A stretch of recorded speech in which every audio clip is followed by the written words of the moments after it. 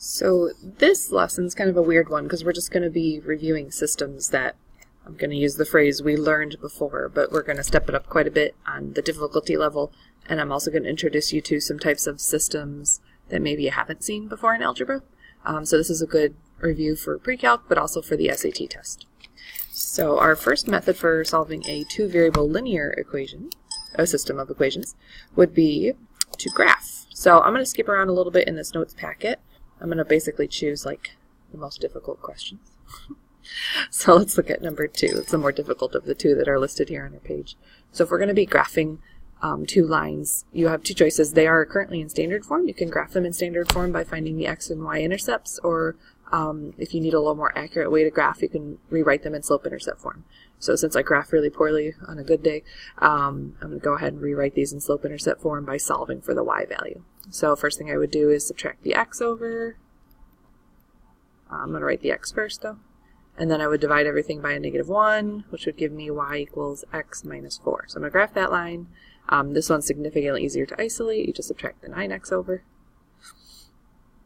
And then while we are going to recall in a moment that we do have multiple methods for solving systems, the one we're going to utilize here on this problem is to graph it.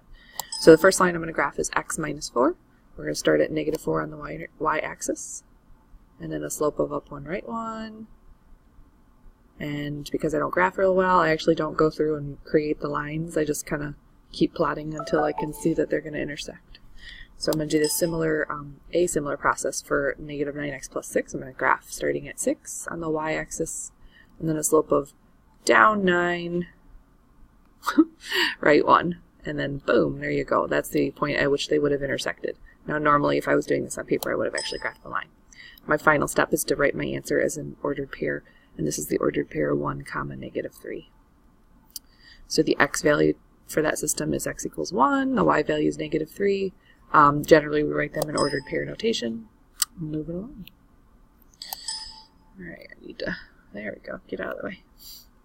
So number 3 and 4 I believe are both systems of linear inequalities this time. So we have the added level of fun where we have to shade, and then we're going to I'm actually not going to shade until the end of the problem. I'm just going to mark where I would have shaded the inequalities, and then where they overlap is the solution to the system. So once again, I'm going to look at number 4 instead of number 3 because it's a little more challenging. I'm going to rewrite number 4 in slope-intercept form first by subtracting the 3x. Now we also have to remember when you are solving a linear inequality that anytime you divide or multiply by a negative coefficient, you have to reverse the sign. So right here in this example, a little bit of a delay here on a Monday morning. All right, -4. This inequality is going to reverse the sign because of the -4 coefficient. So now it's y is less than, this will be a positive 3/4 x. -28 over -4 is a positive 7. So in a moment I'll be graphing this and then indicating where I would have shaded the inequality. We'll get back to that. This next example, same idea. I want to solve for y first by subtracting the 9x over. So 8y is less than -9x minus 64. And then dividing everybody by 8. I end up with, I don't have to reverse the sign this time, y is less than -9x minus 8 when I reduce that. So, for the green guy, y is less than 3/4 x plus 7. We'd be starting at 7, and then your slope is up 3 over 4. I'm going to run out of room real fast though, so I'm actually going to move down 3. And left 4. Now here it kind of stinks because I do have to 1, 2, 3, 4 actually graph the line, but because it doesn't have an equal to symbol on the inequality, the line is actually dashed, which, believe it or not, dashed lines make my graphing easier. I can actually graph kind of in a straight line when they're dashed.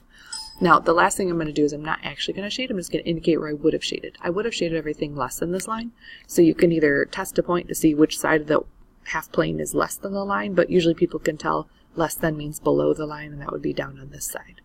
So I would have shaded underneath the line, and I will eventually, just not the whole thing.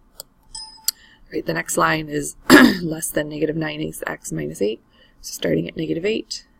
And then again, normally I would have moved down and right for -9x, but I'm going to run out of room, so instead I'm going to move up 9 units and left 8 units. Like right here, I guess. And then again it's dashed.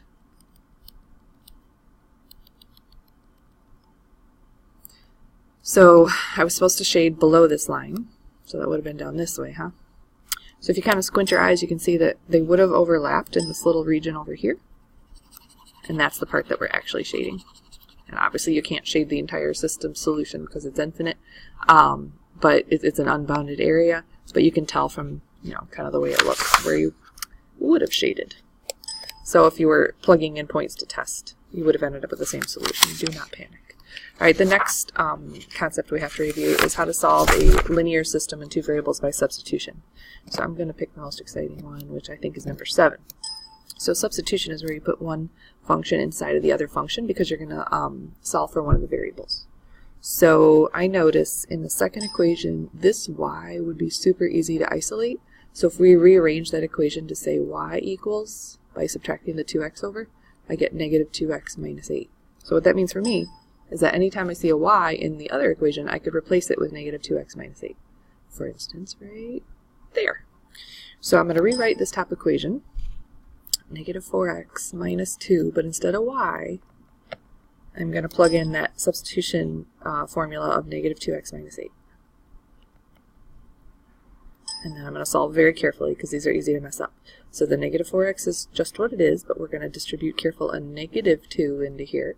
So that's now a plus 4x plus 16 equals 7. And this is where everyone starts to panic because the 4x's and the negative 4x will cancel. So you end up with no x's in the problem anymore. So we have one of these special cases, and you have to decide which kind of a special case it is. So 16 does not equal 7, which is this is an inconsistent system, meaning that there is no solution.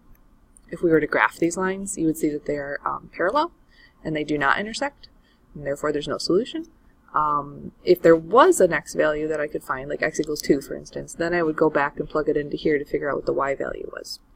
So substitution is not my favorite method. This is my favorite method, elimination, also known as linear combination. And this is a nice segue into our work with matrices later and row reduction.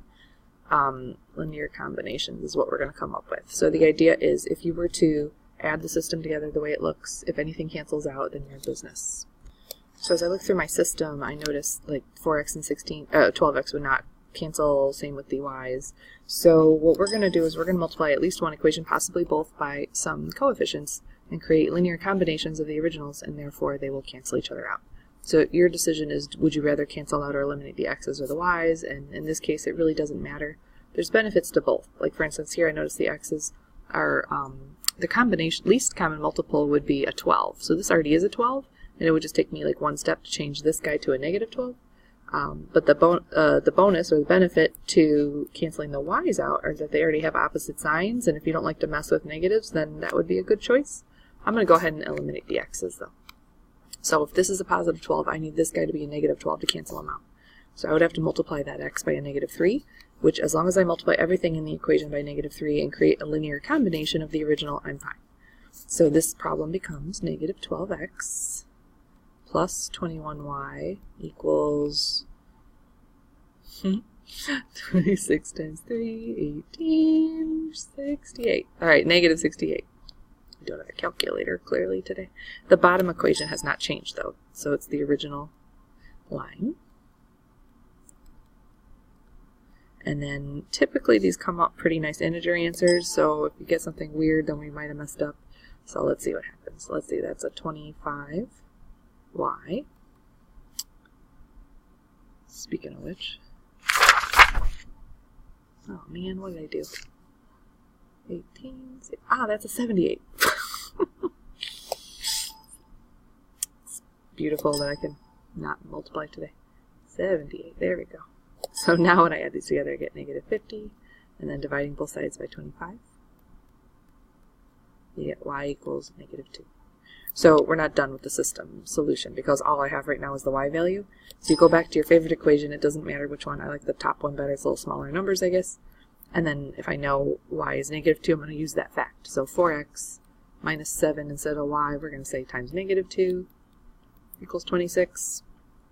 And then doing a little simplification, and then eventually solving. Subtract 14 over. I get x equals 3.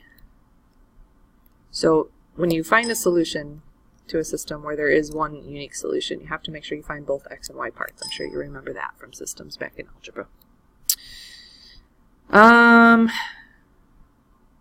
Remember there's special cases out there, like on this one for instance. If I was going to try to eliminate the x's again, I would need this to be a positive 12 this time. So I would have to multiply this by a negative 4. So this top equation becomes 12x plus 16y equals 20. Bottom equation has not changed. And then something unique happens in this system, where when I go to add them together, I get 0 plus 0 equals 0. Now, this is still a special case, but it's not the same special case that we saw in the substitution problem. This is a special case of infinitely many solutions. The reason for that is I cannot find one unique solution for x and y. Literally anything I plug in for x, I can find a corresponding y value that will work for the system. And that's because these lines, when I graph them, are the same exact line. So if you think to yourself, like, well, where do they intersect? Everywhere. They intersect everywhere. Alright, so those are boring problems from Algebra 1. This is more our speed, huh? Here, PreCalc, here you go. 3 variable systems. So because we have 3 variables, 3 unknowns, we have to have at least 3 equations in order to solve for them. So we're going to use a upgraded version of the elimination technique. The idea is to take these 3 variable systems, whittle them down to 2 variable lines, and then do elimination one more time, and then kind of work backwards from there. So let's take a look at who would be the easiest set of lines to do some elimination with. So, hey, you know what? I'm actually going to take this first line and this second line, and if I just write them on top of each other over here, you're going to see that the x's are already going to eliminate. So negative x plus 4y equals, plus 5z equals 14. And it's not going to find a unique solution quite yet. The x's are going to cancel, but we end up with 7y plus 11z equals 35. I want you to box that equation in and just kind of hold on to it for a moment. So we're going to do a similar step now, where I go back to the original problem, and I need to create another system of equations that has the x's eliminated. So you can choose any 2 equations you want besides the exact 2 that you just chose. I'm going to go with these top 2 equations, because at least the x's have opposite signs, and it wouldn't take that much work for me to make the x's cancel. Like for instance, if I was just going to multiply this top equation here by a 6, that would knock out the x's. So that top equation becomes a 6x plus 18y plus 36z. Don't forget that last guy equals, let's see if I can do it right this time, 72. And then this bottom, or middle equation I should say, does not change. It already had a negative 6x. I know you probably feels like we're not doing anything, but we are. We're whittling it down to 2 variables. Here we go. Gone. 22y plus 34z equals 56. I really should be a little more careful about my subtraction. Alright, so now these 2 equations that I have boxed in, we're basically going to bring those together to another set of equations. So 22y plus 34z equals 56, and then I already forgot what the other one was. 7, 11, 35.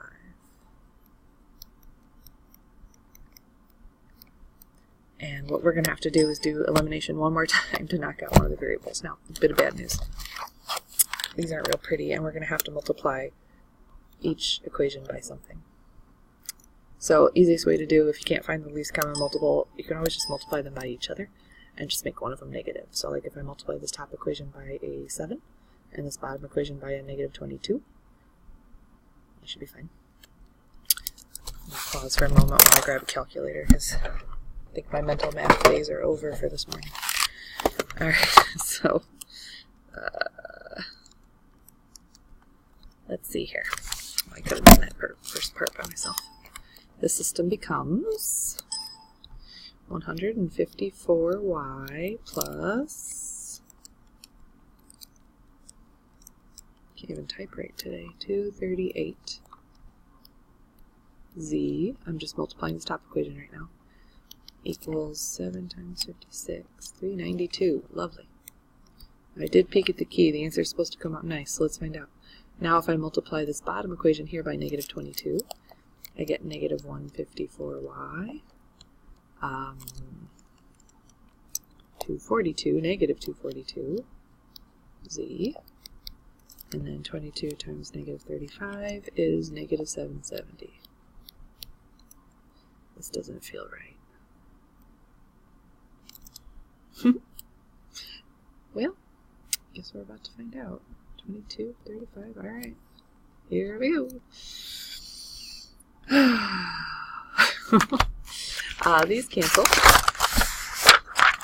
And I get, let's see here, that's negative 4z equals, I hate when I mess up on these because they're really hard to find your mistakes. Oh boy. Negative 378 divided by 4. Yeah, Abruzzo, you have messed up. So what did I do? I'm going to pause the video for a moment while I find my mistake. So, remember a while ago when I was like, hey, let's see if I can do this multiplication correctly without my calculator. Yeah, I didn't. This, my friends, was a 126. Because I did 6 times 12, not 21 in my brain, because I'm dyslexic. So wasn't that a fun trip? Alright, so this, when I add those together, becomes 110, which changes this, which one was that? This one, to 110, which changes this. Oh my gosh. Do you see how important it is to multiply correctly? 770. That is so much better. Because that's 0. Now don't panic. When you divide 0 by negative 4z, you still get 0. Or negative 4, excuse me. You still get z equals 0. Gosh. What a glorious way to mess up a question. Alright, so our final answer is going to be written as what we call an ordered triple, where it's x, comma, y, comma, z. And we just found z was 0. So now it's kind of fun. You go backwards one level to where you had 2 variables. Either equation, it doesn't matter. I'm going to go ahead and choose this equation here. It looks nicer. If z is 0, we can plug that in. So 7y plus 11 times 0 is 0. Equals 35. So that's gone. We're just going to divide by 7, and you get y equals 5.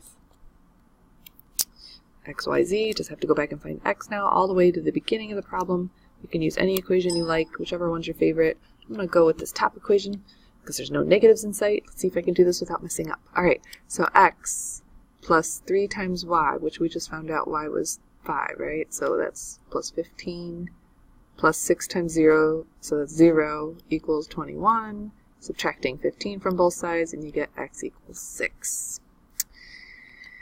So, moral of that story is don't mess up. It's a good moral. Alright, I'm not doing another one of those. You're on your own, guys. Alright, for these next few systems, we are just going to define our variables and set them up. And then I'm going to trust that you know how to solve systems at this point. For 2 variables, on these real-world problems, you should expect to see some appropriate answers. Like if you're asking how many people should fit on a school bus, like you shouldn't get negative 28. That doesn't make any sense. Or you shouldn't get 12.5 for our problems. They come out integers. So this question, high school A and B are planning separate trips to a county fair. Senior class at high school A rented and filled 12 vans and 14 buses for a total of 888 students. And then high school B rented 2 vans and 6 buses for a total of 324 students. Each van and bus carried the same number of students. And then the question right here is the most important part in my opinion. Find the number of students in each van and then the number of students in each bus.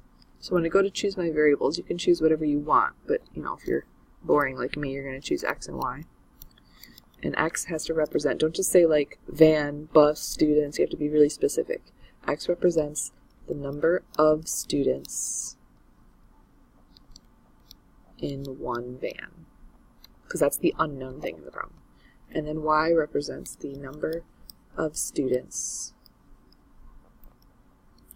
in one bus. So using those variables and these equations that are kind of hidden up here in the problem, 12 vans, so 12 times the number of students in each van, plus 14 times the number of students in each bus is going to come out to a total of 888.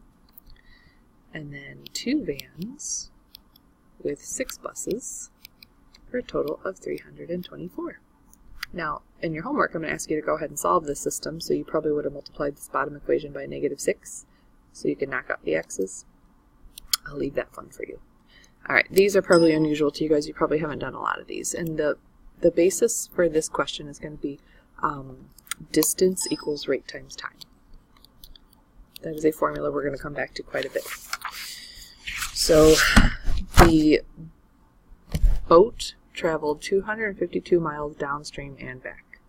So, this question, I don't like the way they word it. I'm just going to do a little quick sneak peek. Time out a moment.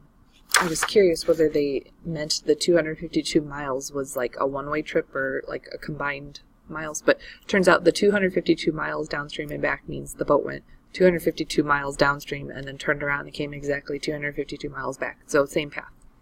Right, but the difference is when you're on like a river, which I'm assuming you're on, you're either with the current or without the current, and that either takes away from your boat's speed or adds to your boat's speed. So with this question, the trip downstream took 12 hours and the trip back took 36 hours. So the rate that the boat was going downstream was with the current. So I think we have two variables kind of sitting inside of here if we read the questions. What is the speed of the boat in still water, and then what is the speed of the current? So let's let x represent the speed of the boat without any assistance from the current or taking away from the speed. And then let's y represent the speed of the current.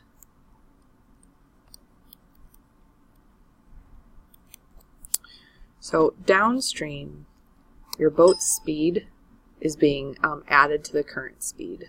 So the 252 miles is the distance, but the rate of your boat is not only x, but it's x plus y. And you're going with the current. And then times time would be the 12 hours. We're going to come back to that equation in a second.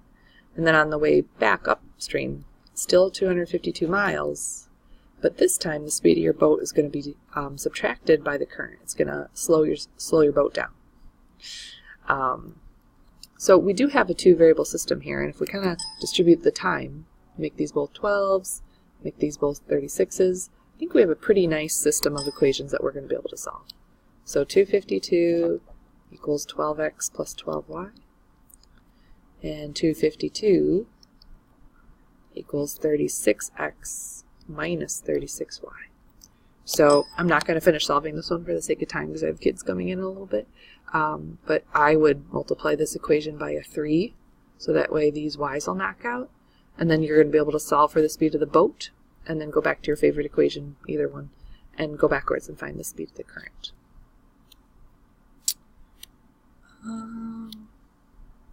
We gotta get one of these in. These are good. And these are definitely on your post-test and your final. So we're going to be solving the system of equations, but it's going to require a little bit of, a lot of algebra actually. We're going to be substituting them. And you want to make your life as easy as possible. There's not just one way to solve this, but think about the easiest way to do this question. So this is the simplest equation I'm looking at, and I noticed the easiest thing that I could isolate would be this y. So if I were to isolate this y by adding the 2 over and subtracting the 3, I would get y equals, and you can write it as 2 minus 3x or negative 3x plus 2, it doesn't matter, but that's what I'm going to use instead of this equation. So I'm going to substitute that clue in for y, but I have a couple of places I have to put it into this equation, so hang with me. Right? I don't think you guys did anything like this back in algebra. So, yay. Something fun, finally. Alright, so x squared minus 2, we're plugging in something for y, remember, plus 7x minus, we're plugging in something for y, minus 7 equals 0. Okay. Let's go ahead and plug that stuff in. Use red. Now be careful how you simplify this. That first parenthesis set is being squared and is being distributed by a -2. I would suggest you do the squaring first and then distribute the -2 at the end. And I would not suggest you jump any steps, because this is where mistakes would happen. 2 minus 3x quantity squared would be a 4, and then minus 6x minus another 6x is minus 12x, and then plus 9x squared plus 7x, and then distribute the negative here, go ahead and do that. So that's -2 plus 3x, and then still a minus 7 equals 0. Alright, let's see what happens. Now I'm going to distribute this -2. X squared minus 8 plus 24x minus 18x squared plus 7x minus 2 plus 3x. Oh my gosh, we have like the world's ugliest quadratic. Alright, so we're going to collect our x squareds and all of our other like terms. So let's see, that's a -17x squared. Gosh, I'm really nervous I messed this up. I should have keyed this ahead of time so I knew if I messed up. Oh no, now I'm supposed to add. Alright, so that's 10, so it's plus 34x. Okay, well that makes me feel a little better. At least I can see I'm going to have a common factor to divide by. I hope. -8, -2, and -7 would be -17. Okay, feeling good. This is a quadratic. At first it looks ugly, but when I notice everything can be divided by -17, I'm a much happier lady, because now it's x squared minus 2x plus 1 equals 0. And then when I solve this, by whatever method I want, but I'm going to factor, of course, because I love factoring. And this is like my birthday, man. It gives me just one solution. So the only solution to this question is x equals 1, and I'm going to plug it in right here to find y. So 2 minus 3 times 1, 2 minus 3, -1.